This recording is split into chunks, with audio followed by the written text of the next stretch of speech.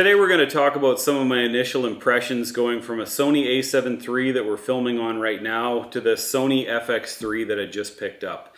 I have had the Sony A73 for about 4 years now. Overall, I've been very happy with it. I am definitely a hybrid type shooter. I do a lot of photography, a lot of video stuff. And with the A73, I've been pretty happy with the photography side of it. It's definitely able to take some stunning images. The thing with the video though, at times the 8-bit can be a little bit problematic trying to recover a shot or just really trying to max out those colors. But most importantly, the slow motion side of it has really kind of made me hit a brick wall. I've really outgrown that side of the camera. It does 4K 24 and 4K 30, but not even 4K 60, which is, you know, it's a great camera for the value, all that kind of stuff, but I just need more. So when it came time to pick what was the next camera that I was going to go for, I was kind of looking at the A73. I briefly looked at the FX6, but the FX3 definitely seemed to fit the bill. Especially with being able to go on a gimbal and stuff like that. It's just a lot lighter than the FX6, and the ability to still have some photography capabilities is nice. It's kind of nice that both cameras are going to be pretty usable, but the A7 III is great for photography, and this one here is going to be great for video. So far, I've just kind of had an afternoon to play around with it, and there's been a few observations that despite watching every video I could find, I was a little bit surprised by a couple of things. First of all, the battery usage seems to be considerably higher in this, and that's with having a fan and whatnot, and you know, putting out a lot higher bit rate. I'm sure that there's a lot more chips and computer sensor stuff that needs to be working in order to accomplish that, so that's understandable. I knew that this one didn't have a viewfinder, but I didn't know how weird it would be to take a picture without one. It's odd. I have taken pictures with that camera with you know, just looking at the screen, obviously just a low angle thing or something happening quick, dirt bikes whipping by, and you just got to kind of try and get the shot and just try to keep it framed. I mean, those situations come up, but as a photography tool, it's just weird using this. It doesn't have the mechanical shutter, and it's odd.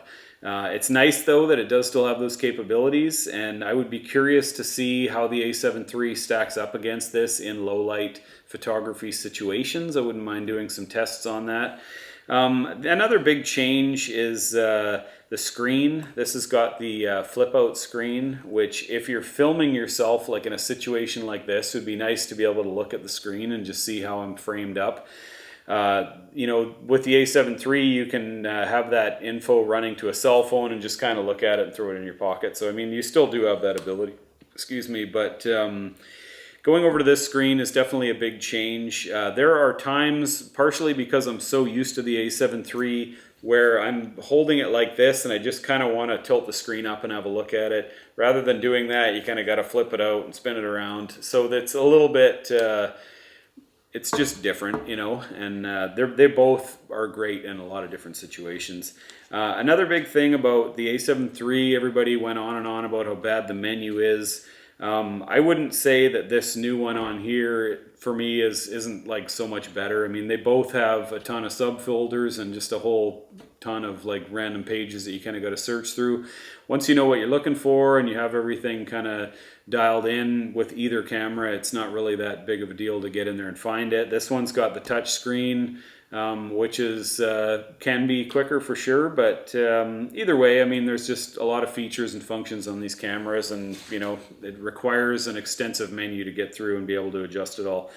I went through a video made by a fella, I believe his name is Josh Satin. I hope I'm saying that right. S-A-T-T-I-N, I think.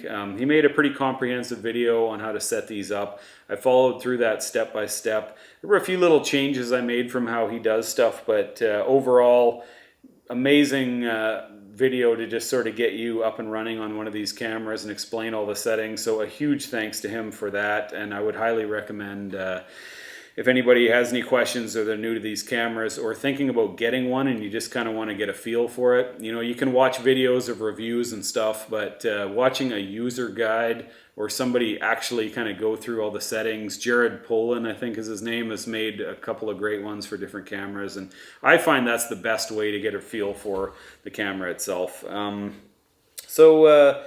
Yeah, in addition to the battery and the screen and the menu, I have definitely enjoyed working with this, what limited time that I have.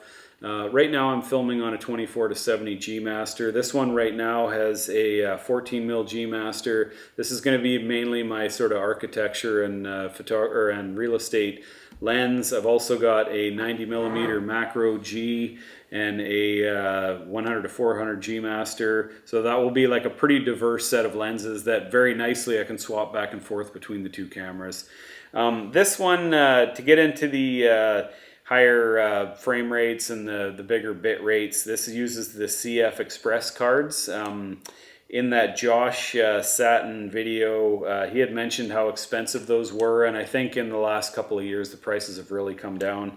I was able to get a couple, I believe these are 320 gigabytes a piece. Yeah, these are Lexar Professional Type A's. I think they have like an 800 megabit per second or write rate or whatever it is, but these I think it was about $550 Canadian, something like that, for two of these.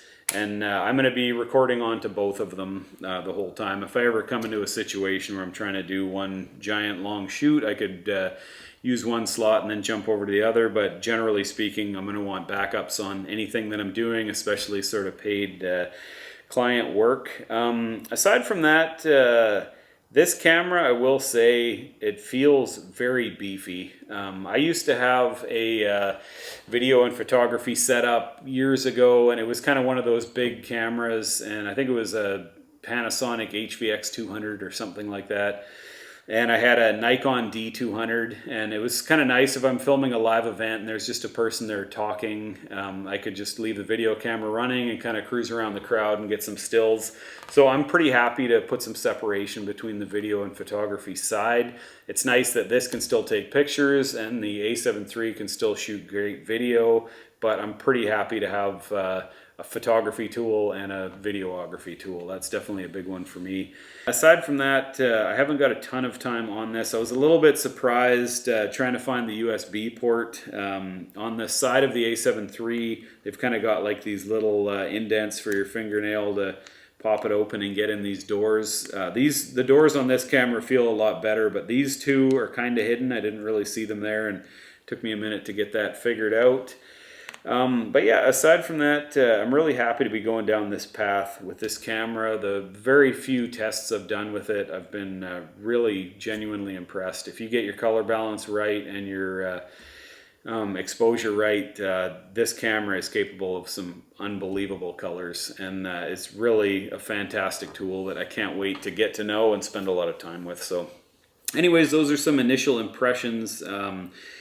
So far, I would have to say this has been exactly the kind of upgrade I was looking for. I'm so happy that this has got the handle for the XLR audio. There's other stuff like that. It's just more of a video-focused tool, but still great form factor. It's got a fan in it, which of course is going to hurt your battery consumption, but it really does help to make this more of a specialized video tool. So anyways, I'm very happy to have this, really pumped to get going on it, and I hope to be making all sorts of videos coming up with this. So just wanted to say thanks for coming along. Please give me a thumbs up and a subscribe, and you have a great day.